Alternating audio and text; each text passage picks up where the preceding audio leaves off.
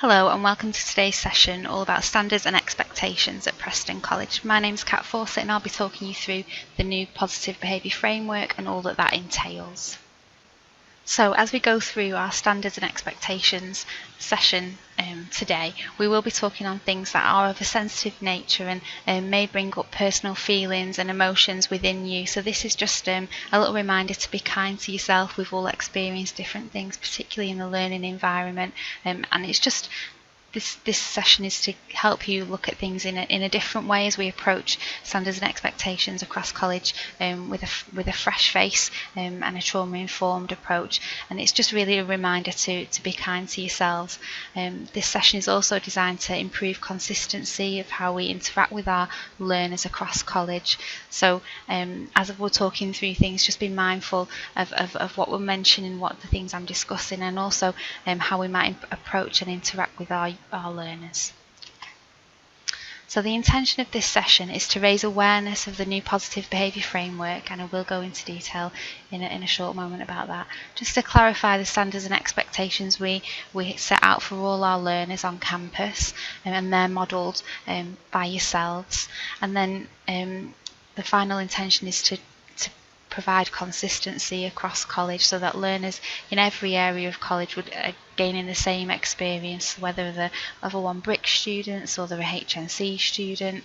It really doesn't matter. The approach should be supportive and consistent throughout. So the new positive behaviour framework replaces the disciplinary procedure, but it can be found on our college webpage for any member of staff to have a little look at and to use as a bit of a guide, really.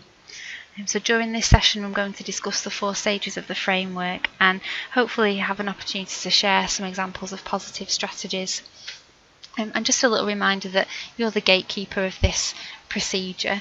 Whilst it's just a document in paper, you'll be experiencing and interacting with learners and using these standards and expectations amongst our learners on a day-to-day. So this is when it really does become to life, and it's our opportunity to shape and mould the learners of the future.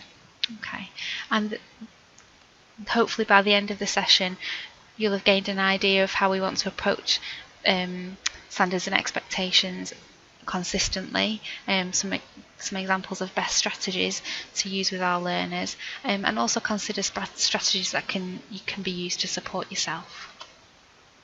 Okay, so like I've already said, the disciplinary procedure has changed, and it's now the positive behaviour framework. This has really come about as part of a journey that we've been on as a college. A year ago, the college committed to be a trauma-informed college. And there's been lots of activity and training and knowledge and understanding and distance travelled as a college, really, in taking hold of what it means to be trauma informed, and this is part of that journey. As we've been updating many of our policies and procedures, we've now viewed them through new lenses. It also works really well timed with the learners and the challenges that they're experiencing as a product of all that they've experienced in COVID and the lack of opportunity and challenges that has thrown up in their lives. So we believe as a college that the trauma-informed journey that we're on, and this new positive behaviour framework adds extra supportive mechanisms to our learners, but still upholds the standards and expectations that we would want from them to enable them to become the most employable, and to have skills that leave them beyond college, not just in what they've committed to as part of their course, but their personal journey that they're on in terms of developing their communication skills, their ability to turn up on time and be professional. So it really is a journey that we've been on, and the ambition as part of this positive behaviour framework is to ensure that learners receive consistent, constructive boundaries that amplify learning opportunities and maximise everything that they're able to do in their learning. So as part of the expectations for all staff and all members of the college community, we would ask that you model that respect and employability skills that we want to see in our learners. They'll see it first from us and they'll replicate that. So respect, listening, giving them time, having high standards and high expectations modelled to them is the best way for our learners to see it and copy those behaviours. Wherever possible, we're asking that unwanted behaviours are viewed as an opportunity for a learner's personal growth and development. So learners should be challenged when there's some unwanted behaviour, but in a really positive way, with a reminder that that's not the standard and expectation of college, a reminder of what is the standard and expectation in college, and also how they can improve their interactions and their behaviours. So if you do witness something that isn't quite on point with what we're asking our learners to do, then actually we would ask you to approach that yourselves, and that would be for any member of staff, whether that's in the learning environment, whether that's on the corridor or in the refectory. If you see something, you respond to it. Okay, so unwanted behaviours, we would ask that they are positively challenged. So it could be a gentle reminder, oh, remember that's not what we do here, we do this. Remember, we don't swear on campus, that's not what we do. And they're just gentle reminders, gentle encouragement. And done in such a way that doesn't escalate a situation or make it bigger than it needs to be. It's just handled really skillfully, and we know that you're well equipped and you're well experienced to do that. So all those kind of small unwanted behaviours, we would expect that members of staff witness it and then respond in a really supportive manner, but with high expectations for our learners. Okay. In terms of the expectations that we have for our young people, all learners across campus, that we have a college behaviour charter. It's previously been the College Code of Conduct, and that really outlines the 10 expectations that we would want to see in all our learners. So I'll just go quickly through them so it gives you an idea. So we would want them to display a college badge because that keeps them safe and they're part of a college community, and it replicates what they'd see in a workplace. We want them to be on time and attend well so they don't miss out on learning opportunities. We expect that they respect each other and us, and don't take part in any kind of harassment or hate crimes. Okay. We would ask that they smoke and vape in the appropriate areas, and that they wouldn't use foul and abusive language or spit on college campus. We expect that they wouldn't be in possession or under the influence of drugs or alcohol, and that they comply with their course requirements, so for example wearing PPE, meeting course deadlines, that type of thing. We ask that they use mobile phones appropriately and when directed by a member of staff, and that they're not in possession of an offensive weapon. And we think that these are pretty standard expectations that would keep all our learners safe and positively engaged in learning. But if a learner isn't doing something that meets and is in line with that, that's when we would really challenge. So it could be as simple as running in the corridor, or it could be poor language, it could be attendance. Whatever the issue is, it should be addressed by the member of staff that's witnessed it, and in a really supportive way. Why has that happened? Did you know this is what we expect of you? How could we do it differently tomorrow or next time? Okay. So anything that happens in that low level, say attendance or swearing or those types of activity, not necessarily modelling respects, anything that happens in that area falls under the stage 1 and informal sanction. Okay, so it's not within the formal remit of college disciplinary processes. It is all about trying to inform and guide and shape and equip our young people. Okay, so like we said, you witness it, you address it. We would also like you to log that on ProMonitor. So what was the action and what was the outcome? What did you do about it that made the difference? It may even be setting a small target. So if a learner's late, on a few occasions, actually what's the issue there? Is that because they really needed to have the most perfect hair and it took forever for the hair straighteners to do their job? What was the issue? Do they need to wake up earlier? Do they need to catch the earlier bus? Do you need to support them with that? What's the problem and how can they work to fixing it? Okay, so a small little target and supportive conversation is stage 1 informal sanction.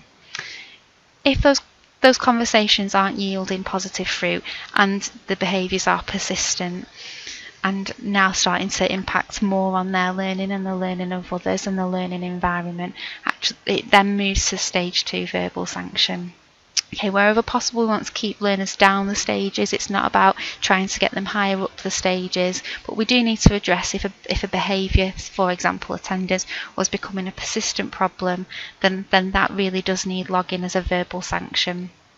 Okay, at that point we'd have student managers would have conversations with the learner and wherever possible parents to try and actively encourage and engage them back into learning and put some positive targets and steps to move them forward and away from, further escalation of sanctions. We want this to be quickly resolved. We want to see positive outcomes wherever possible, and to work with the learner and wherever possible the parent is the ideal situation. Okay, so where things are persistent, they move up the levels. Okay, where they're unresolved, where measures that we've previously taken haven't worked, then they escalate.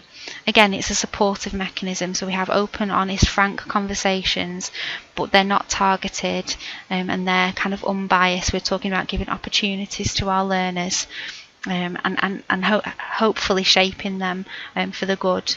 Okay.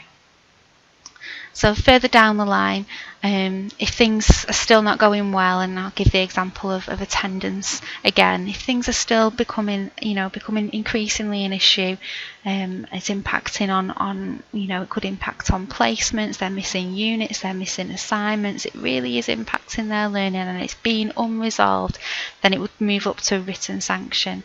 Again, that's a meeting with the student manager and or curriculum leader to have that conversation with the young person and the parent. What can we do here? This is not what we want for you. We want you to be learning. We want you to be thriving. What can we do differently? It may be that they need additional support. Maybe there's counselling or learning support or other referrals to external services where there's maybe other issues, maybe mental health issues or some kind of addiction issues, all kinds of things. Then we would refer on to those services and actively try and get those services to support the young person. But there does need to be realistic targets set for that young person, and a written warning sanction would be issued as part of that process and conversation. So a final written sanction is the last stage within the positive behaviour framework, and it really has two elements to it. So one is where there's been persistent behaviours that have been unresolved despite all the hard work and measures that have been placed before at the written sanction and the verbal sanction stage. And the next part of the final written sanction would be that a formal review meeting would take place with the head of school and parents and any other supportive people and agencies would be invited to that meeting as well. The other reason why a formal review meeting will take place will be a suspension. Now, suspension can happen for multiple reasons, but primarily it's because an event or an incident has happened and there needs to be an investigation and time to understand what has happened. So the people involved in that suspension will be asked to leave college campus for a period of time whilst that investigation takes place. Suspensions are non-biased, so they're non-judgmental. We don't say that you have done this or you have done that. It is to work out and investigate what has happened in that situation. During a suspension, a young person would be expected to receive work from college to complete so that they're not disadvantaged in their learning. They would also expect to receive a welfare calls from their student manager to see how they're doing and support them in any of the learning that we have provided for them to complete at home. At the time when a formal review meeting does take place, parents and any other supportive kind of providers would be invited to that meeting for the head of school to understand from that young person's perspective what has happened, what has led to this point. And following that meeting, the head of school will make a decision as to if any sanction is required or where on the scale it is required. There are times when a young person can be suspended for their own safety and may not require a sanction at all. And there are also times when the actions have been so severe that they haven't been able to remain at college and they've been removed from their course. So the outcomes can really vary depending on what has happened, and this will be communicated with the young person and their parents either via phone call and a follow-up letter, just to kind of close up those loose ends. So those are the stages, but really the primary stage for all staff to focus on is that informal sanction stage. That's the bit where you can make the difference. That's the bit where you can see those small changes in a young person that really shape them to become, that person they're going to be in the future. And they are on that journey. We didn't all learn these things. We didn't all know them from day one. We've learnt them, we've picked up on them, and we've improved and developed. And that's what our young people are here to do. They're not just here to get their qualification. They're here to get so much more. They're here to get that experience and be on that journey to who they're going to be in the future. Okay, so you'll have heard me kind of mention a few different words and language, and it's really just to kind of draw your attention to this now, so the new terminology and language, which again is trauma informed. So the college has a new code of conduct. It's called the Behaviour Charter, and that's what I read out to you before, wearing the college ID badges, being on time, modelling respect, all those types of things. And learners are given that in a copy of their handbook, and it's also kind of filtered through in the college standards and expectations posters that are across campus in all classrooms and learning environments. Okay, so they set out the stall of what a learner can expect from us, but also what we expect from them. And they really are part of the college values that we hold as an organisation, as a company. Okay. Gross misconduct is now serious wrongdoing, and serious wrongdoing are a list of things that we would suspend a learner for. Okay, so examples of serious wrongdoing can include bullying, harassment, misuse of college property, damaging and vandalising college property, theft, possession of offensive weapon, deliberate and reckless behaviour, committing offence on campus. The list goes on, and it is all within the procedure, but that's just to give you an idea, and that's where a learner would be suspended on the spot if those things did happen and it goes to that formal review stage. If you were the person that was witnessing some of those serious wrongdoings, it wouldn't necessarily be for you to have that conversation with the learner and say, oh, how could we make things better and improve things. Actually, in some of those situations, it might just be about you keeping that situation safe for other learners. It might be about going to get extra help. So there are lots of things where you might be the front face of it, you might be there when it's happening, but you might not be the person that has to respond depending on the level of severity that it is. But if it's learners fighting or if it's weapons and things like that, then actually the biggest thing that you can do to help is keep other learners safe and flag up for attention of ELT. They're always available. The heads of school again can be made available really quickly, so it is about going to get that extra help and trying where you can to keep yourself and others safe. And that's not always possible, but it's doing what you can as one person in that situation. I briefly touched on it before. We have sanctions now in the so written sanctions, final written sanctions, all of that kind of thing. In the past there've been warnings, but as part of that trauma-informed journey that we've been on, we have been looking at the language that we use, and warnings are particularly linked to kind of criminal activity and that negative framework of viewing a person. Warnings implement there has been something seriously wrong here, and we want to move away from that, so that's why the language of sanctions has kind of been used really. But more than anything through this session, really just want to focus you on our new approach and our consistent approach to unwanted behaviours. You see it, you address it, and then you log it as something that's kind of been improved. And if we all do that, and if we all consistently keep doing that, we will see the positive change in our learners. We might not see it overnight, but the journey and the distance travelled will be seen.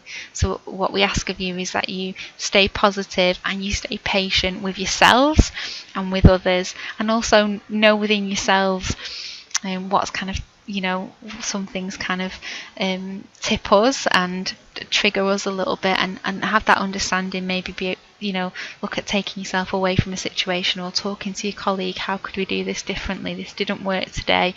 I really want to do this differently next time. So it's just having that constant dialogue and that reflection of and I'm sure lots of you do it on a day-to-day. How can we do it differently next time? What could we do to improve? And that's for the learners and for ourselves as much as anything. And just to be persistent. We'll see the change in the long run, but change doesn't happen overnight. It's the small little things that build up into an overall improvement. So if we keep at it with the small little conversations with learners, those positive approach, that engagement and that positive interaction, and we'll see it build up over time and start to really impact the college that we are. Okay, so that was a little group task. I don't imagine that you'll be doing this with other people, but just for a moment have a little think about a behaviour that you have witnessed or seen or challenged even in your time here at college. And that doesn't have to be in the classroom, it could be anywhere. Okay, what was that? Okay, have a little think. And then have a little think, where would that be on the scale of sanctions? Was it persistent? Was it a health and safety risk? Was it malpractice? Was it a serious wrongdoing? How severe was it, and where would it be on those scales? And how could you approach it differently? So I'll just give you a moment to have a think about that.